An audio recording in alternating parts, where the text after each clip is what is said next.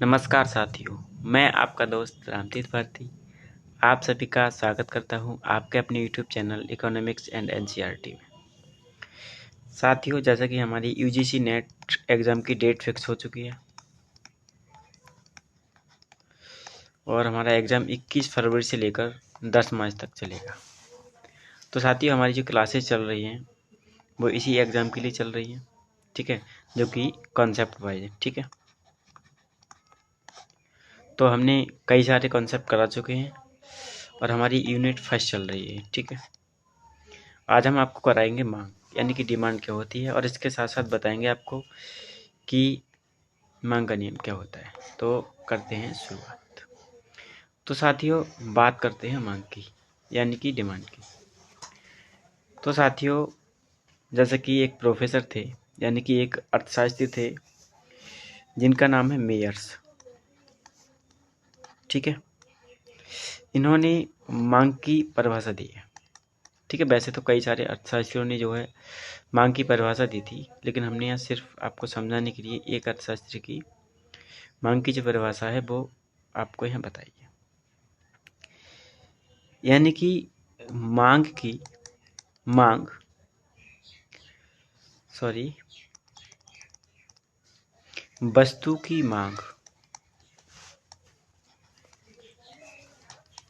वस्तु की मांग उन मात्राओं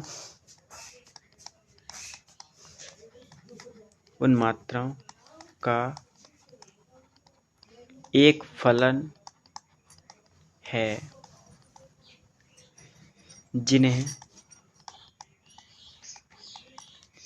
क्रेता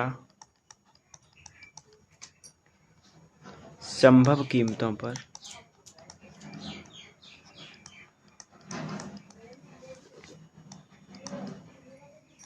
किसी एक समय में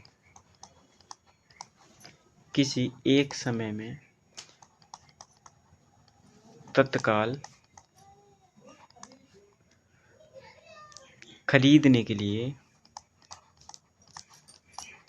खरीदने के लिए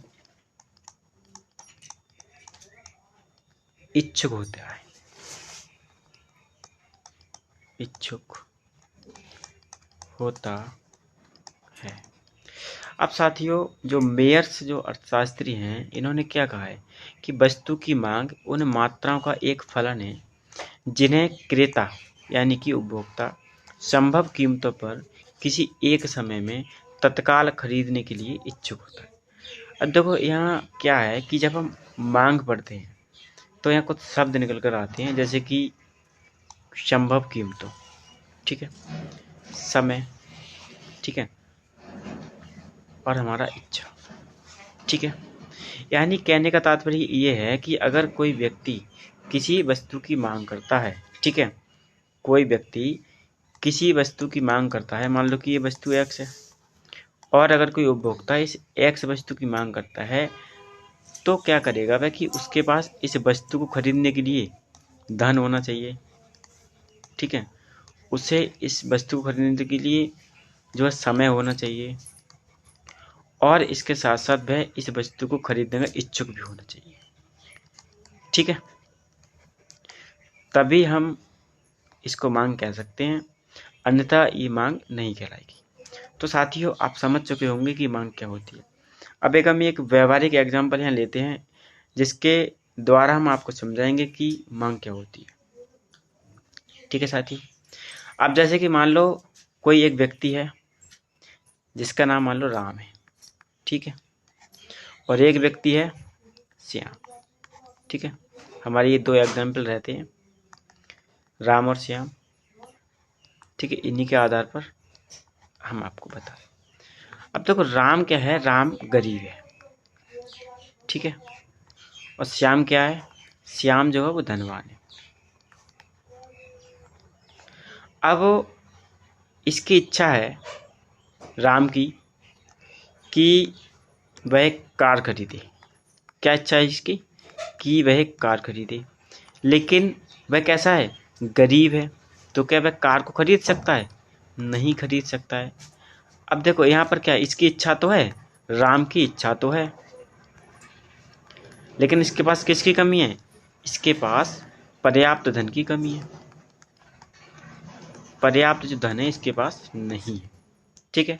वहीं दूसरा जो व्यक्ति है वो धनवान है, इसके पास धन की कोई कमी नहीं है, धन की कोई कमी इसके पास नहीं है, ठीक है, कोई कमी नहीं है। लेकिन क्या है, ये कार खरीद सकता है, ये कार खरीद सकता है, लेकिन जो श्याम है ना, इसकी इच्छा नहीं है, इसकी इच्छा नहीं है।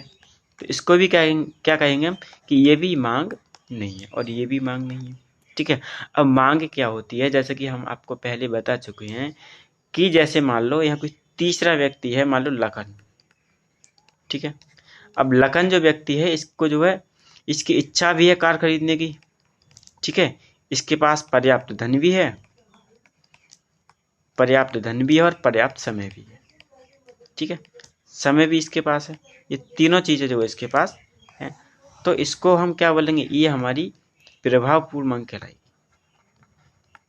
प्रभावपूर्ण मांग कहलाएगी। यही हमारी क्या कहलाती है, यही हमारी मांग यानी कि डिमांड कहलाती है, ठीक है। तो आप समझ चुके होंगे कि मांग क्या होती है, ठीक है।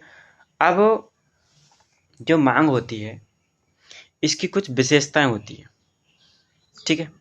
मांग की कुछ विशेषताएं होती हैं, हम उनके बारे में बात कर लेते हैं।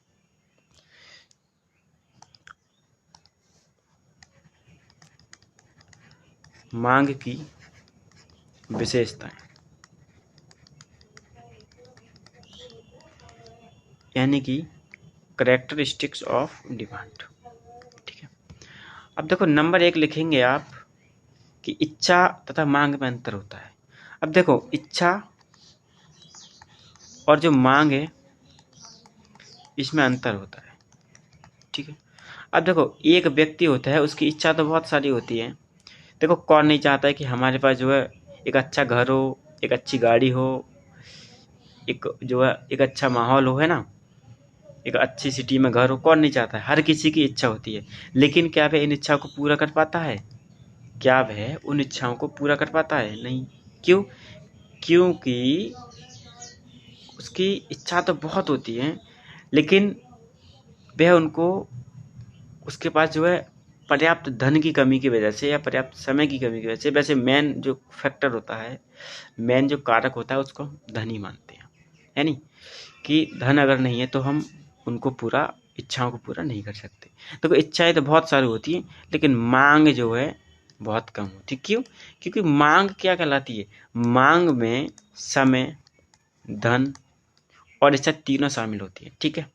तो ये जिस चीज़ में ये तीनों शामिल होती हैं वही क्या कहलाती है, वही मांग कहलाती है। तो इच्छा तो बहुत सारी हो सकती है, लेकिन मांग क्या होती है, मांग कुछ होती है, ठीक है, कुछ ही मांग होती है, लेकिन इच्छाएं बहुत सारी होती है। बात करेंगे दूसरी विशेषता के बारे में। दूसरी विशेषता क्या होती है कि मांग एक क्या है, मांग जो है ना वो एक प्रभावी इच्छा है। मांग क्या है, एक प्रभावी इच्छा है। अब देखो जैसे श्याम है, ठीक है।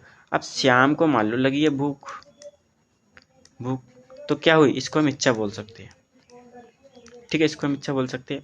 और इसके पास जो है धन भी है, ठीक है, और इसके पास समय भी है। तब वह क्या करेगा, किसी रेस्टोरेंट में जाएगा और धन से उसे खरीदेगा और समय को कुछ खर्च करेगा, मान लो कुछ समय लगेगा, और वह क्या करेगा, खाने का उपभोग कर लेगा, खाने का उपभोग कर लेगा, ठीक है। तब ये क्या कहलाई हमारी, यही हमारी प्रभावी इच्छा कहलाती है, ठीक है। यानी जो एक वस्तु खरीदने हेतु सहमति तथा क्षमता पर निर्भर करती है। यानी कोई वस्तु हम खरीद रहे हैं, यानी खाने का जो खाना खरीद रहे हैं हम, इसकी क्या है, इसकी खरीदने हेतु सहमति और इसकी क्षमता पर जो है निर्भर करती है। आगे हम तीसरे नंबर की बात करते हैं। तीसरी जो मानता है, इसमें कहा गया कि मांग निकटता से मूल से संबंधित है। यानी मांग निकटता से मूल से संबंधित है, मूल से संबंधित है, संबंधित है। यानी देखो, अब जैसे कि हमने पीछे बात की थी श्याम की, ठीक है, सॉरी श्याम की और राम की, ठीक है। अब राम क्या था, राम गरीब था, श्याम धनवान था। अब अगर राम के मान लो ये जो है 10,000 रुपये पर मंथ कमाता है, ठीक है, और ये जो है 1,00,000 रुपये पर मंथ कमाता है, तो ये तो गाड़ी खरीद सकता है, लेकिन ये गाड़ी नहीं खरीद सकता। क्यों? क्योंकि भैया कार की कीमत बहुत है। अब यहाँ ये तीसरी मान्यता हम कह रहे हैं कि मांग निकटता से मूल्य से संबंधित है। अगर इस गाड़ी का मूल्य ही इतना हो जाए कि एक 10,000 पर मंथ वाला भी व्यक्ति खरीद सके, तो हम इसमें क्या समझेंगे, इससे हम समझेंगे कि जो है राम गाड़ी खरीद सकता है। तब क्या कहेंगे कि मांग जो है वो निकटता से किससे संबंधित है, यानी मूल्य से संबंधित है। अगर मूल्य कम हो तो मांग जो है हो जाएगी, ठीक है। चौथा हमारा जो इसकी विशेषता है चौथी, कि जैसे ये जो विशेषता है इसको हम पहले ही बता चुके हैं कि ये समय पर निर्भर करती है, समय पर भी निर्भर करती है, निर्भर करती है, ठीक है। तो ये मांग का नियम हमारा जो है, सॉरी मांग हमारी ख़त्म होती है। मांग हमने आपको बता दी और मैं आशा करता हूँ कि आपको जो है मांग बहुत अच्छे से समझ आई होगी। अब आगे हम बात करेंगे मांग के नियम के बारे में। मांग का नियम यानी कि लॉ ऑफ डिमांड, ठीक है, लॉ ऑफ डिमांड। अब देखो, जितने भी अर्थशास्त्री हैं, जब वो मांग के नियम को बताते हैं या मांग के नियम की परिभाषा दी है, तो उन्होंने एक शब्द का प्रयोग किया है और इस शब्द से ना डायरेक्ट क्वेश्चन पूछा जाता है। वो शब्द क्या है कि अन्य बातों के समान रहने पर, अन्य बातों के समान रहने पर, समान रहने पर। अब ये वाला वाक्य जो है इसको हम आगे आपको बताएंगे कि ये क्या होता है, ठीक है। उससे पहले हम बात कर लेते हैं मांग के नियम के बारे में, यानी कि लॉ ऑफ डिमांड के बारे में। कोई छात्र अगर पता हो किसी को, तो इस शब्द को, यानी जो ये वाक्य है, इसको इंग्लिश में एक शब्द बोला जाता है, ठीक है। वो शब्द बताए कमेंट के माध्यम से कि कौन सा होता है, ठीक है साथियों। उससे डायरेक्टली क्वेश्चन यूजीसी नेट में पूछा जा चुका है, तो वो क्वेश्चन, वो जो है शब्द आप यहाँ बताएंगे कि वो कौन सा शब्द होता है। अब देखो, मांग का नियम क्या बताता है।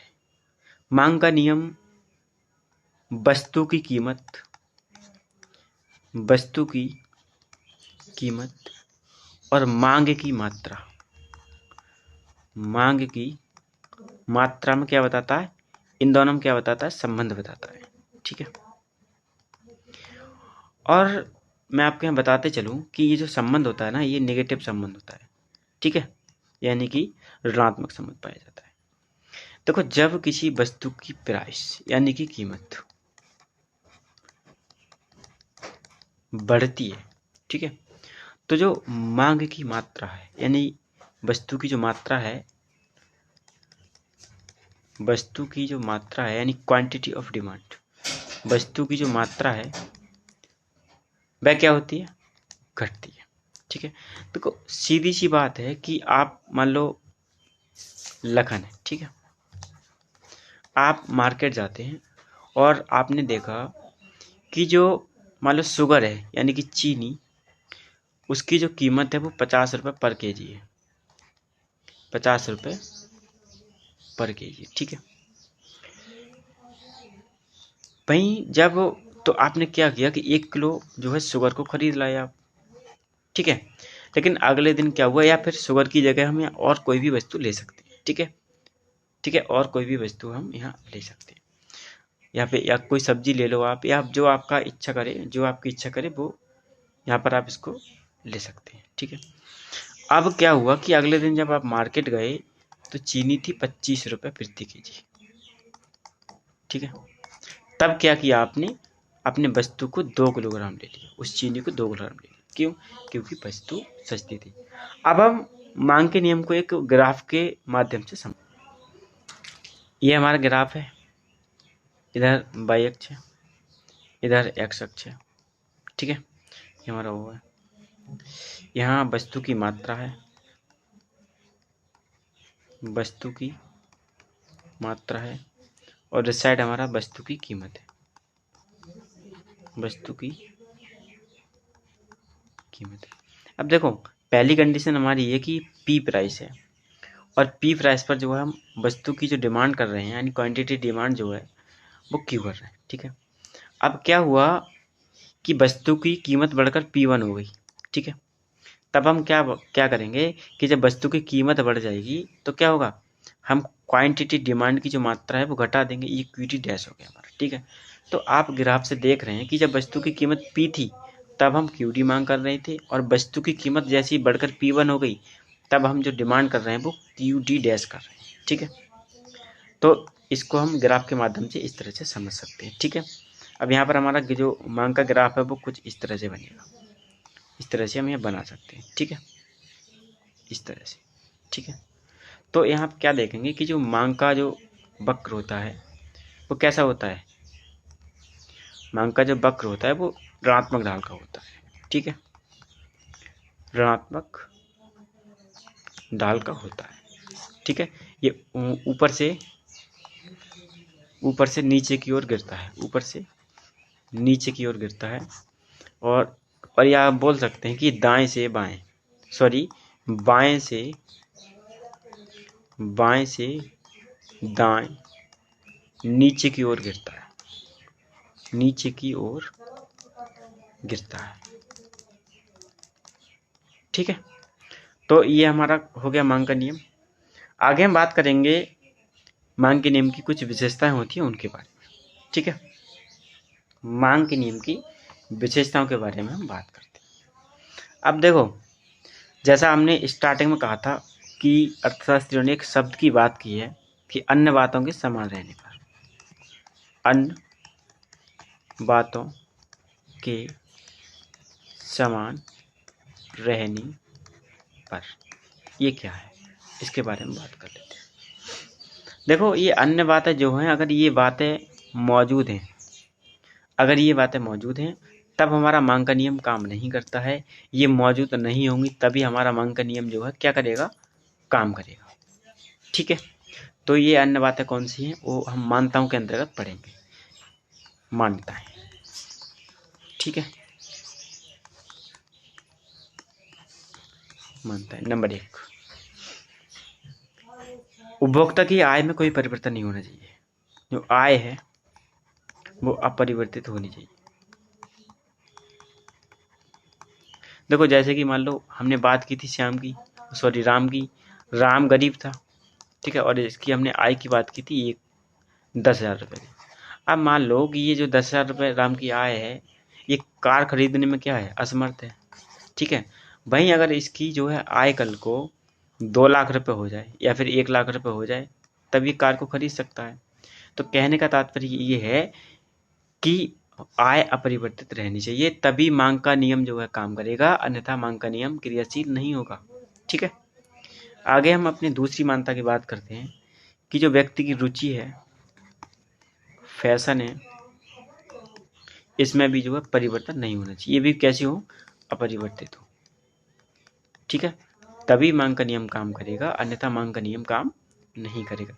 अब देखो जैसे मान लो किसी व्यक्ति की रुचि है तो वो हो सकता है महंगी वस्तुओं को भी खरीद सकता है या फिर फैशन के दौर में जो है ऐसा हो जाता है, ठीक है। तो ये चीज़ें भी कैसी होनी चाहिए, अपरिवर्तित होनी चाहिए। नंबर 3 हम बात करेंगे स्थानापन्न वस्तुओं का अभाव, स्थानापन्न वस्तुओं का अभाव। देखो अब मान लो जैसे चीनी थी, ठीक है, अगर ये महंगी हो जाए और चीनी के स्थान पर कोई ऐसी वस्तु है जो हम चीनी की जगह यूज कर सकते हैं और उसकी जो कीमत है यानी कि जो उसका प्राइस है वो ना बढ़े ना घटे, यानी वो उसमें कोई चेंज ना हो, तब व्यक्ति चीनी की जगह क्या खरीदेगा कि वो दूसरी वस्तु खरीदने लगेगा, ठीक है। कहने का तात्पर्य ये है कि स्थानापन्न वस्तुओं का अभाव होना चाहिए, यानी अगर एक वस्तु महंगी है तो मार्केट में ऐसी दूसरी वस्तु नहीं होनी चाहिए जिसके स्थान पर हम दूसरी वस्तु का उपभोग कर सकते हैं, ठीक है। आगे नंबर 4 हम बात करेंगे वस्तुएं प्रतिष्ठापरक नहीं होनी चाहिए, प्रतिष्ठापरक नहीं होनी चाहिए, नहीं हो। अब जैसे कि देखो डायमंड है,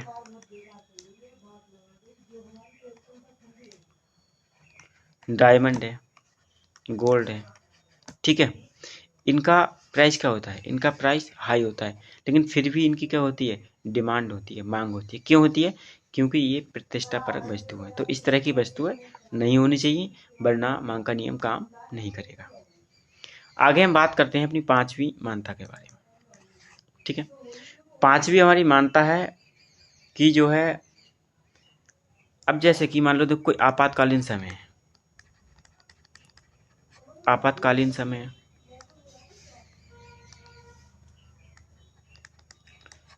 आपातकालीन समय है, या फिर कोई ऐसी सिचुएशन है कि ऐसा प्रतीत हो रहा है कि भविष्य में किसी वस्तु की कीमत बढ़ेगी, भविष्य में कीमत बढ़ेगी। तो इस कंडीशन में क्या होगा कि चाहे भले ही से मान लो अभी 10 रुपये किलो कोई वस्तु बिक रही है, ठीक है, 20 रुपये किलो बिकने लगी, और भविष्य में ऐसा प्रतीत हो रहा है कि और महंगी हो जाएगी, तब भी मांग बढ़ जाएगी, चाहे भले ही से कीमत बढ़ गई है। तो इस कंडीशन में भी क्या होगा, इस कंडीशन में भी मांग का नियम काम नहीं करेगा। हम अपनी लास्ट मान्यता की बात करते हैं, जनसंख्या अपरिवर्तित हो, जनसंख्या अपरिवर्तित हो, ठीक है। जनसंख्या भी कैसी होनी चाहिए, अपरिवर्तित होनी चाहिए। अब देखो, जैसे कि मान लो एक व्यक्ति है, सॉरी एक वस्तु है, ठीक है, इसका असर कैसे पड़ता है इसको हम बता रहे हैं। एक वस्तु है, ये मान लो अभी किसी के पास 100 उपलब्ध है और ये 10 रुपए की एक दे रहा है, और इसको खरीदने वाले भी 100 है, ठीक है।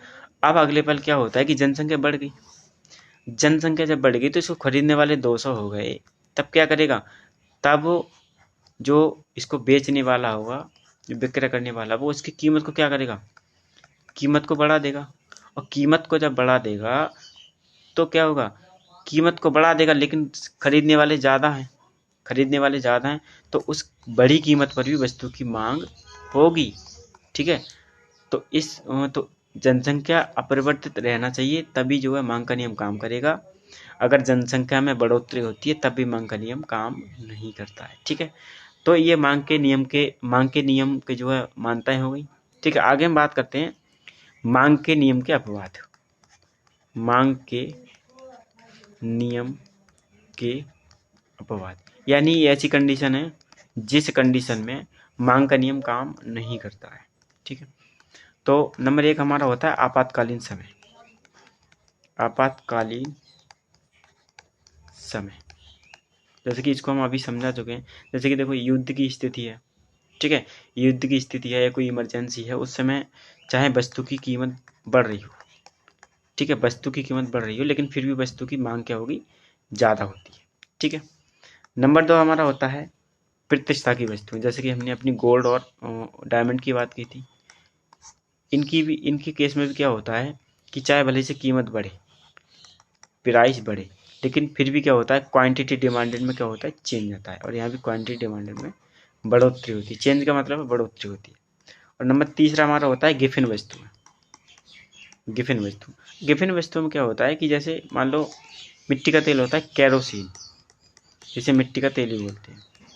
अब ये क्या है, ये एक निकृष्ट वस्तु है। निकृष्ट वस्तु के केस में क्या होता है कि अगर इनकी जो है कीमत अगर घट जाए, प्राइस अगर घट जाए, फिर भी इनकी क्वांटिटी डिमांडेड क्या होती है, घट जाती है। क्यों, क्योंकि लोग समझते हैं कि यार ये जो है वस्तु है ना, ये कैसी है, ये निकृष्ट वस्तु है, यानी कि इसकी प्रतिष्ठा बहुत कम है। तो जैसे कि मान लो अगर कोई व्यक्ति 10,000 रुपये कमा रहा है, तब वह घर में रोशनी के लिए या खाना बनाने के लिए केरोसिन का प्रयोग कर रहा है। अब इसकी मान लो 20,000 रुपये तनख्वाह हो जाती है, 20,000 रुपये इसकी सैलरी हो जाती है, तभी क्या करेगा, इसकी जगह एलपीजी यूज करेगा, ठीक है। तो कहने का तात्पर्य ये है, चाहे भले से इसकी कीमत घट जाए, यानी इस वाली आय पर चाहे केरोसिन की कीमत घट जाए, लेकिन फिर भी क्या होगी, फिर भी क्वांटिटी डिमांड आपको कम देखने को मिलेगी, ठीक है, यानी मांग की मात्रा जो है वो कम हो जाएगी, ठीक है। और अगली वस्तु हमारी, अगली जो मानता है, यानी अगला जो अपवाद है वो अनिवार्य वस्तु है, अनिवार्य वस्तु है। अब तो कुछ वस्तु ऐसी होती हैं जो अनिवार्य होती हैं, जिनके बिना हम जी नहीं सकते, जैसे कि मान लो दवाई, ठीक है। अब दवाई की भले से कीमत बढ़ जाए, लेकिन आप उसकी मांग करेंगे, ठीक है। मांग क्यों करेंगे, क्योंकि भैया वो जरूरत की वस्तु है, अनिवार्य वस्तु है। तो साथियों आज की क्लास हमारी यहाँ तक कंप्लीट होती है। आप हमें कमेंट के माध्यम से बताएं कि आज की क्लास आपको कैसी लगी। और साथियों हम आगे पढ़ाएंगे मांग की लोच। ठीक है साथियों, तो अगली क्लास तक के लिए जय हिंद जय भारत।